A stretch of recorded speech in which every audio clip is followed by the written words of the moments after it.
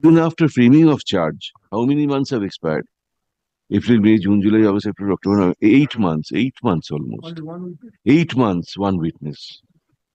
Now you tell us. News, his prayer for bail, which was rejected earlier on September 26, 2020, custody for about 1 year, 10 months. Stop. Only 1 out of 12 charge sheet named witnesses has been examined. দর্শক, এই মুহূর্তের সবচেয়ে বড় খবর, মমতাকে বাঁচাতে চাইছে পার্থ। বিপদে মমতা, কড়া নির্দেশ বিচারপতির। পার্থকে বাঁচাতে গিয়েই নিজের পায়ে কুড়ুল মারল মমতা। উত্তাল পুরো এজলাস কক্ষ।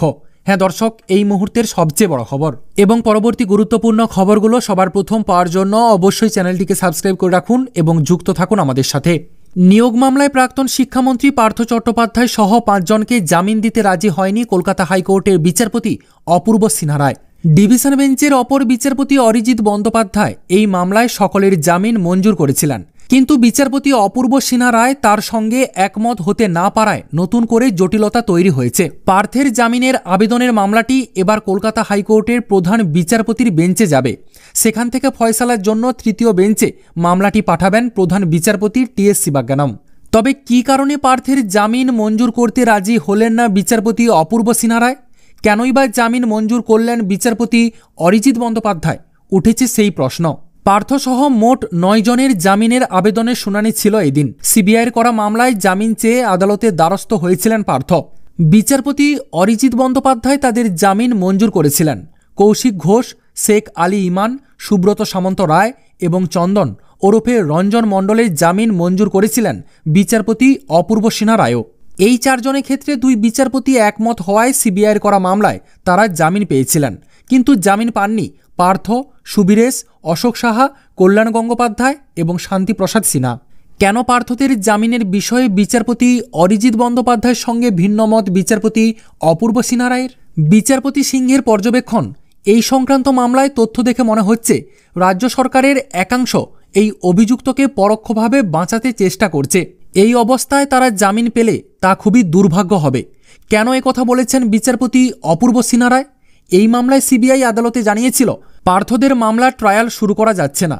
পার্থ প্রাক্তন শিক্ষামন্ত্রী, তার বিরুদ্ধে ট্রায়াল শুরু করার জন্য রাজ্যপালের অনুমতি প্রয়োজন হয়, তা মিলেছে ইতিমধ্যেই।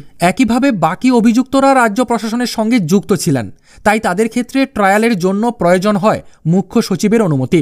সেই অনুমতি এখনও মেলেনি। আদালতে জানিয়েছিল কেন্দ্রীয় তদন্তকারী সংস্থা সিবিআই। এরই ভিত্তিতে বিচারপতি জানিয়েছেন সরকারের একটি অংশ অভিযুক্তদের আড়াল করে রাখতে চাইছে, বিশেষ করে পার্থকে বাঁচাতে চাইছে রাজ্যের শাসক দলেরই একাংশ।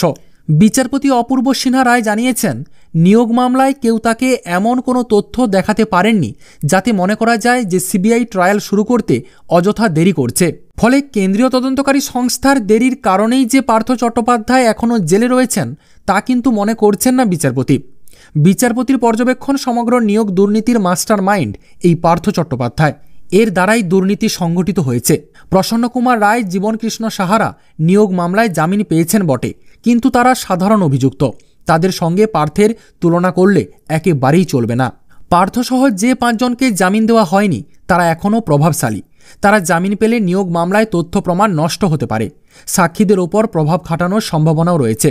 তাই সব দিক বিবেচনা করে এখনই তাদের জামিন মঞ্জুর করতে রাজি নন বিচারপতি অপূর্ব সিনহা রায়। তিনি রায়ের এই কপি রাজ্যের মুখ্য সচিব এবং ট্রায়াল কোর্টকে পাঠানোর জন্য হাইকোর্টের রেজিস্ট্রার জেনারেলকেও অনুরোধ করেছেন। অপরদিকে বিচারপতি অরিজিৎ বন্দ্যোপাধ্যায়ের পর্যবেক্ষণ, অনির্দিষ্টকালের জন্য কোনো ব্যক্তিকে আটকে রাখা একেবারে ঠিক নয়। তার বিরুদ্ধে অভিযোগ যত গুরুতর হোক না কেন, আদালতের সামনে বিচার প্রক্রিয়ায় তা প্রমাণ করতে হবে। প্রমাণ না হলে অভিযোগের ভিত্তিতে অভিযুক্তকে এত দীর্ঘ সময় ধরে কারাগারে বন্দি রাখা যায় না। দ্রুত বিচার যে কোনো ব্যক্তির মৌলিক অধিকার। এই যুক্তিতে পার্থদের জামিন মঞ্জুর করেছিলেন বিচারপতি বন্দ্যোপাধ্যায়। তবে সেই সঙ্গে তিনি এও জানিয়েছিলেন তার এই নির্দেশে সিবিআই তদন্তের ওপর কোনো প্রভাব পড়বে না। সিবিআই তদন্ত চালিয়ে যাবে। অভিযুক্তদের বিরুদ্ধে নতুন কোনো তথ্য বা প্রমাণ পাওয়া গেলে সেই সংক্রান্ত জিজ্ঞাসাবাদ এবং প্রয়োজনীয় পদক্ষেপ নিতে পারবে সিবিআই। অভিযুক্তদের সহযোগিতা করতে হবে তদন্তে, তবে তাদের জেল হেফাজতে রাখার আর কোনো প্রয়োজন নেই বলে মনে করছেন বিচারপতি বন্দ্যোপাধ্যায়।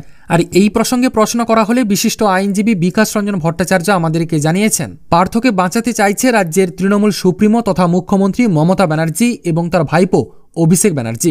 আর এটাই বুঝতে পেরে গিয়েছিলেন বিচারপতি অপূর্ব সিনহা রায়, তাই তিনি পার্থের জামিন মঞ্জুর করেননি। এমনই মতামত পোষণ করেছেন আইনজীবী বিকাশ রঞ্জন ভট্টাচার্য।